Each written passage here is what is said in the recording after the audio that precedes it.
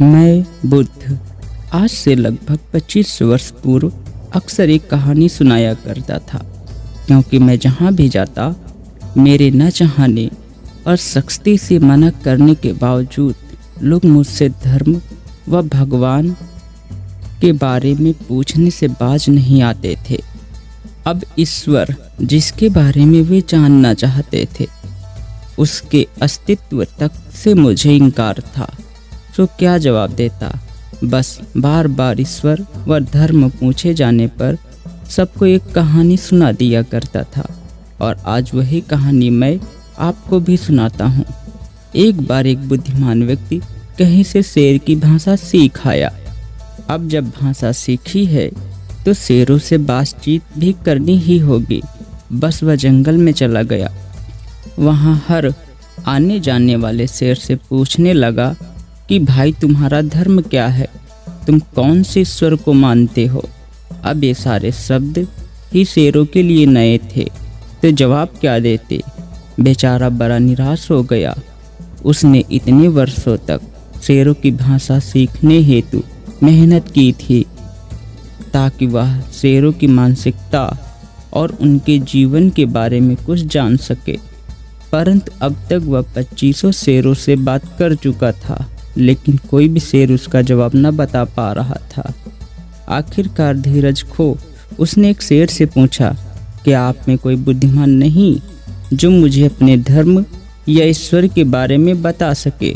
वह शेर बोला, हम में से तो कोई नहीं बता पाएगा, पर आप हमारे राजा के पास जाओ, शायद वह आपकी शंका का समाधान कर पाएं, क्योंकि हमारे हिसाब से हम में से सबसे ज़्यादा समझदार वे ही हैं। अंधे को आशा जागी।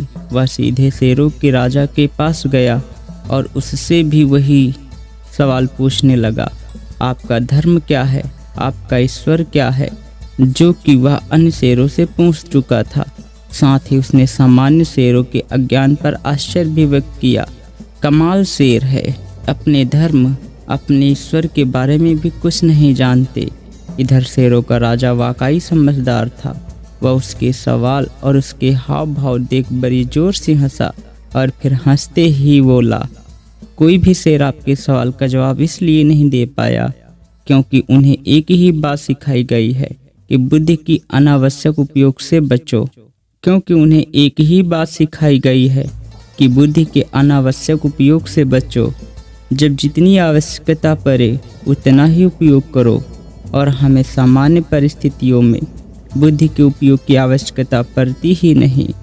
प्रकृति ने हमें जो और जैसा बनाया है हम उससे संतुष्ट हैं, अपना सहज जीवन जी लेते हैं और सुखी हैं। इसलिए ना तो हमें धर्म की आवश्यकता पड़ती है और ना ही ईश्वर की ज़रूरत पड़ती है।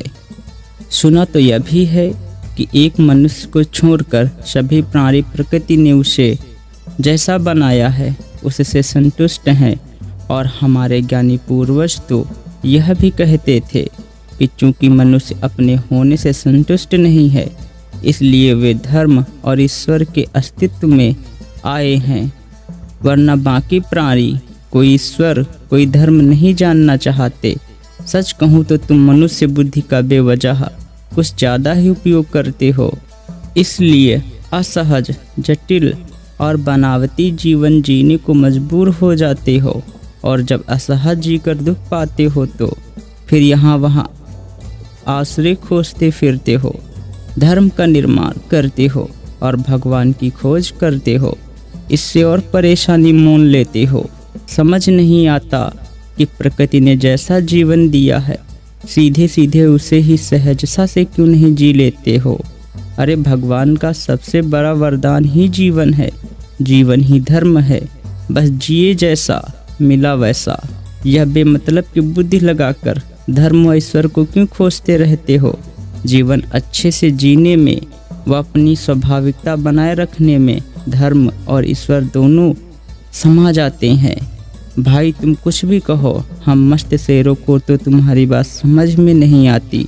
इसलिए देखो, तुम मनुष्य हमें पिंजरे में बंद कर प्राणी संग्रहालय में देखने आ जाते हो, हमारी चाल ढाल देखने जंगलों में आ जाते हो, पर क्या कभी कोई शेर तुम मनुष्यों को देखने शहर में आया? क्यों? क्योंकि हमें मनुष्य जैसे दुखी प्राणियों को देखने में कोई रुचि नहीं है। यहाँ तक कि जब तक जान पर ना आ जाए तब तक हम मनुष्यों का शिकार तक करना पसंद नहीं करते, डरते हैं कहीं उनकी मृत बुद्धि हमें धर्म व भगवान का भूत न पकड़ा दे, हमारे सहज जीवन को असहज न बना दे। ना बाबा, हमें माफ़ करो। तो दोस्तों, इस कहानी का सार यही है कि तुम्हारा समय और हमारा समय, दोनों का समय कीमती है। जहां आज हम जी रहे हैं वहां दूसरी हजारों चीज़ें जानने और समझने की हैं। पहले उन पर विजय पा लें, फिर धर्म और ईश्वर को समझने में लग जाइए, क्योंकि धर्म और ईश्वर को समझना बहुत ही जटिल विषय है। इस पर बहुत सारे धर्म उलझ जाते हैं।